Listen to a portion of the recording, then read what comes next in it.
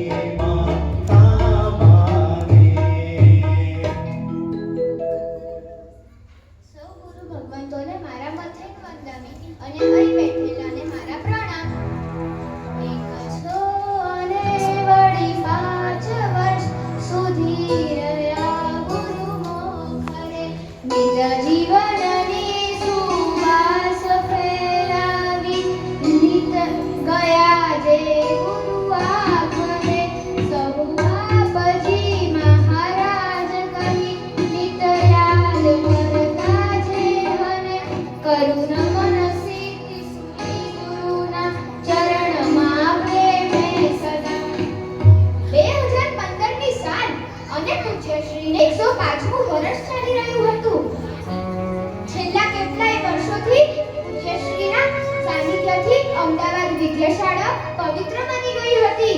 વિદ્યાશાળાનો સંઘ તેમજ રાજનગરની જૈન જનતા અનેક આત્માઓ પૂજ્યશ્રીના દર્શન, વંદન અને આશીર્વાદથી ધન્ય બની ગયા હતા, તૃપ્ત બની ગયા હતા. સેંકડો સાધુ સાધ્વીજી ભગવંતોએ પૂજ્યશ્રીના અસીમ ઉપકારથી પોતાના જીવનચર્યાને સફળ બનાવી દીધી હતી. આમ શાસનના એક સુકાનીએ 100 ઉપર 5 વર્ષ વટાવી દીધા. તેઓ શ્રીની વેળાવચમાં સેંકડો સાધુ સાધ્વીજી ભગવંતો અને શ્રાવક શ્રાવિકાઓ સજાગ રહેતા અને પૂજ્ય શ્રીની સેવાનો યથકિંચિત લાભ પણ મળી જાય તો પોતાની જાતને તેઓ ધન્ય ધન્ય માનતા હતા. પરંતુ તે ધન્યતા અનુભવવાના વર્ષો હવે ખલાસ થઈ ગયા હતા. મહિનાઓ પણ પૂરા થઈ ગયા હતા. એટલું જ નહીં, વિક્રમ સંવત 2015 ભાદરવા વદ 14ના બપોરે 1 દિવસો પણ પૂરા થઈ ગયા હતા.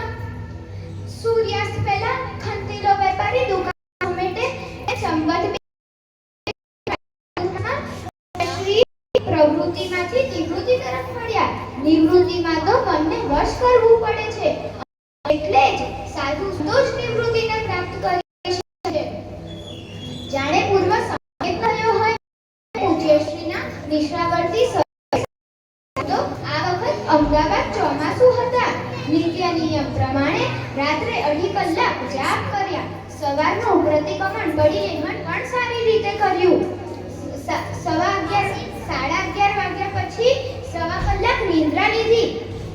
રાત્રે 1 વાગે જાગ્યા પછી પ્રતિલેખિત સંધારામાં જાણે દેહ ન છોડવો હોય તેમ પડી લેહડ કરાવ્યું.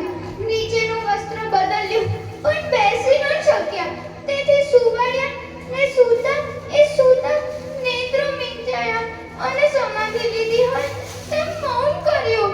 પાસેના સાધુઓ મૂંઝાયા અને શ્રી નૌકર મંત્ર સંભળાવવા માંડ્યો. સૌ મુનિ ભગવંતો આવી ગયા. થોડી મિનિટો પછી તો છેલ્લો શ્વાસ પૂરો થઈ ગયો હતો. વાયુ વેગે શહેરમાં સમાચાર ફેલાયા. ડોક્ટરો દોડી આવ્યા, પણ તે પહેલા તો જીવનદીપ બુઝાઈ ગયો હતો. હજારો ભાવુકો દોડી આવ્યા. પરમ ઉપકારી દાદાજી એ દિવસે આ જીવનના 105 વર્ષ ભોગવી, સંયમ જીવનના 82 વર્ષ ભોગવી અને વર્ષી તપની સાધના 33 વર્ષ આરાધી આ નશ્વર દેહ છોડી પરલોક સિધાવી ગયા. સંઘ શાસનના મહાન સુકાની અને સંસાર સામે લડતા મહારથી સૌ આશ્રિતોને છોડી મોક્ષના માર્ગે પ્રયાણ કરી ગયા. અંત સમયે 24 ઉપવાસ, મધ્યાહન 1 વાગ્યાનો સમય અને પડી શુભ ભાવના.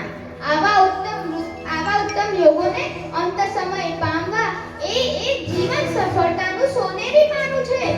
આવા ઉત્તમ મૃત્યુને સાધી પૂજ્ય શ્રી જીવન અને મૃત્યુ બંનેમાં સૌરભ ફેલાવી ગયા.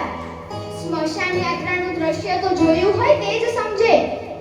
50,000 માણસોની મેદનીમાં બાપજીની પાલખી સમુદ્રમાં નાવ તરતી હોય તેમ તરતી આવી. લાખો સ્ત્રી પુરુષો આખા રસ્તે મેડી માલ અટારીએ ચડી દર્શન કરી કૃતાર્થ થયા. કોણ જૈન કે કોણ જૈનેતર, બધાને એક સરખું આકર્ષણ.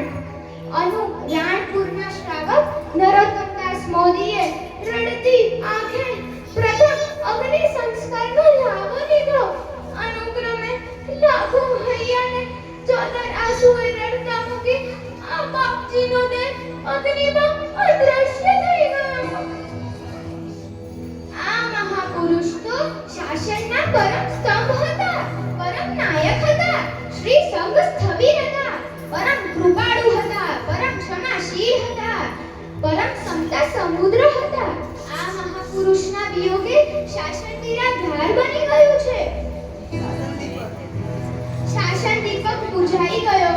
એમનો પવિત્ર દેહ સદાને માટે અદ્રશ્ય થઈ ગયો. હવે આવા બાપજી આપણને ક્યારે મળશે? ક્યારે મળશે? ક્યારે મળશે? કળિકાળ કલ્પવૃક્ષ સંઘ સ્થવિર ચૂડામણી ચારિત્ર ચૂડામણી એ ગુરુદેવ એ સૂર્યદેવ ને મારા કોટી કોટી વંદન. એ સૂર્યરાજ શિવ સામ્રાજ્યની વિજય કુચમાં સદા વિજયવંત બને અને ભવ્ય જીવોના પ્રેરણા દાતા બને. એ જ આ બાર હૃદયની ભીની ભીની ભાવના બસ વિરમું છું.